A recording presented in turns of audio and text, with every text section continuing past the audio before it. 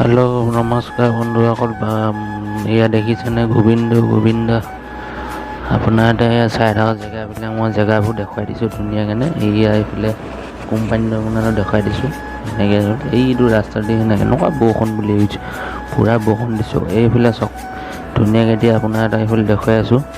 এইফালে ছাতি লৈ পিনি মই ঘূৰি ফুৰিছোঁ, দেখিছে নাই? ছাতি লৈ গৈছে, এইখন স্কুটি এখন বাইকখন ৰখাই থৈ দিছে। বৰষুণ কেনি ওলাব নোৱাৰি, ছাতি লৈ ঘূৰি ফুৰিছোঁ। এইফালে পানী হৈ গৈছে। আপোনাৰ এটা পিছ চাইডে মই দেখুৱাব গৈছোঁ বাৰু, ব্লগটো চাই থাকিব আপোনাৰ যদি। পিছফালে দেখিছে নাই? এইবিলাক চাইডে বোলে নিমখ আছে, নিমখ জাপি থৈ দিছে।